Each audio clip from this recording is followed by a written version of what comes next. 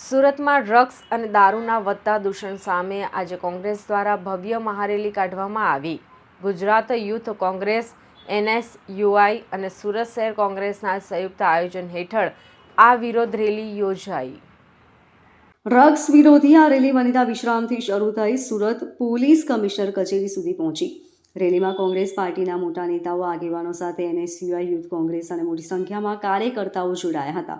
Rally દરમિયાન college અને શૈક્ષણિક વિસ્તારોમાં વધતા ડ્રગ્સના કારોબાર સામે ગંભીર મુદ્દો ઉઠાવવામાં આવ્યો। કોંગ્રેસના નેતાઓએ આરોપ લગાવ્યો કે ડ્રગ્સ પેડલરો યુવાનો અને વિદ્યાર્થીઓને ટાર્ગેટ બનાવી તેમનું ભવિષ્ય બરબાદ કરી રહ્યા છે। સમગ્ર ગુજરાત રાજ્યમાં ભારતીય જનતા પાર્ટીના શાસનમાં ગુજરાત રાજ્યમાં જુદા જુદા પ્રકારનું ડ્રગ્સનું ખુલ્લેઆમ વેચાણ ચાલી રહ્યું છે। આ ડ્રગ્સ માફિયાઓ દ્વારા ગુજરાત રાજ્યના યુવા પેઢીને માર્કેટ બનાવવામાં આવ્યા છે। 16 વર્ષથી લઈને 22 વર્ષનો યુવાન પોતાના ભવિષ્યના સપના જોવાના બદલે ડ્રગ્સના રવાડે ચડી જાય એ પ્રકારની પરિસ્થિતિ ઊભી થઈ છે। હજારોની સંખ્યામાં વિદ્યાર્થીઓ આજે રિહેબ સેન્ટરમાં એડમિટ થાય છે। ગુજરાત સરકારના આંકડા પ્રમાણે લાખો કરોડો રૂપિયાનું ડ્રગ્સ ગુજરાત રાજ્યમાં છે અને લાખો યુવાનો ડ્રગ્સના એડિક્ટ બની ચૂક્યા છે। ત્યારે સરકારની નીતિ, આ ભારતીય જનતા પાર્ટીની સરકારની નીતિ કોઈ ડ્રગ્સના નાના પેડલરોને પકડીને સંતોષ માને છે, પરંતુ એક પણ મોટા ડ્રગ્સ માફિયાઓની વિરુદ્ધમાં કોઈ પણ પ્રકારની કાર્યવાહી થઈ નથી। NSUI દ્વારા 2 તારીખમાં શરૂ કરવામાં આવેલો આ કાર્યક્રમ સમગ્ર ગુજરાત રાજ્યના 200થી વધારે કેમ્પસમાં, 700થી વધારે કોલેજોમાં કરવામાં આવ્યો છે। વિદ્યાર્થીઓને શપથ લેવડાવવામાં આવી છે કે અમે ડ્રગ્સ નહીં લઈએ, અમારા કેમ્પસમાં કોઈ ડ્રગ્સ લેતું હશે તો પણ એને જાણ કરશું, પરંતુ સરકારની પણ જવાબદારી બને છે કે આ ડ્રગ્સ માફિયાઓની વિરુદ્ધમાં ઝીરો ટોલરન્સ નીતિ અપનાવે અને આ ડ્રગ્સનું દૂષણ ગુજરાતમાંથી દૂર કરે અને જેમ ઉડતા પંજાબ બન્યું તેમ ઉડતું ગુજરાત બનતા અટકાવે। અગાઉ કયા પ્રકારના કાર્યક્રમો કરાશે?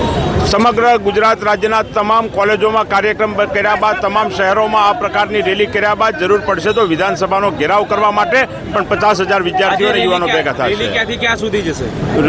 રેલી વનિતા આશ્રમથી લઈ અને સુરત પોલીસ કમિશનરની ઓફિસો સુધી જવાની છે અને કોંગ્રેસના અનેક કાર્યકરો આ રેલીમાં જોડાના છે। હું NSUIની વાઇસ પ્રેસિડેન્ટ છું, VNSUની વાઇસ પ્રેસિડેન્ટ। અમે અહીંયા ડ્રગ્સ મુક્ત કેમ્પસના અભિયાનની મહારેલીમાં જોડાયા છે અને મારી બસ ફક્ત એ જ અરજી છે કે સરકાર જાગૃત થાય અને એટલું કરે કે જ્યાંથી પણ ડ્રગ્સ છે, નશા છે, બધી વસ્તુ પકડાય છે ત્યાંથી એ લોકો બધું વ્યવસ્થિત ધ્યાન આપે અને સરખું પકડે।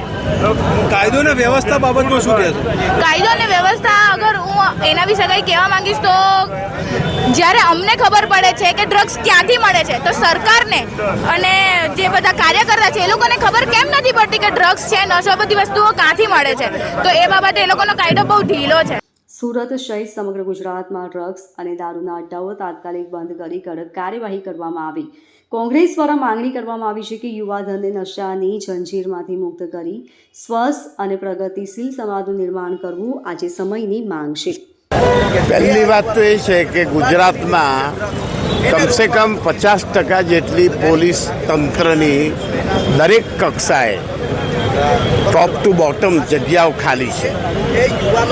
એની સામે પોલીસ તંત્ર માત્ર VIP શાસકોના સેવામાં જ લાગેલું છે।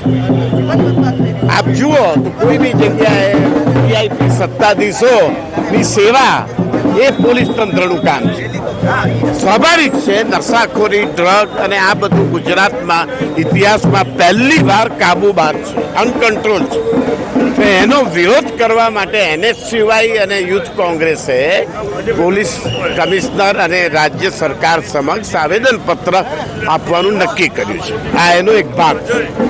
સમગ્ર ગુજરાતમાં નશાનું એક ગુજરાત બની રહ્યું છે ત્યારે સુરત શહેર યુવક કોંગ્રેસ અને સુરત શહેર NSUIના નેજા હેઠળ આજે વનિતા વિશ્રામ ગ્રાઉન્ડથી પોલીસ કમિશનર કચેરી ખાતે આવેદનપત્ર આપવાનો કાર્યક્રમ રાખવાનો હતો અને આજની અમારી રેલીમાં ગુજરાત વિધાનસભા વિરોધ પક્ષના નેતા તુષારભાઈ ચૌધરી, પૂર્વ મેયર કડીભાઈ પીરઝાદા, ઇન્ડિવિજ્યુઅલ ગોહિલ, હરપાલસિંહ ચુડાસમા, પ્રવીણ વનોલ જેવા આગેવાનો અને સુરતના આગેવાનોની હાજરીમાં હજારોની સંખ્યામાં એક રેલી કાઢવાનું આયોજન છે।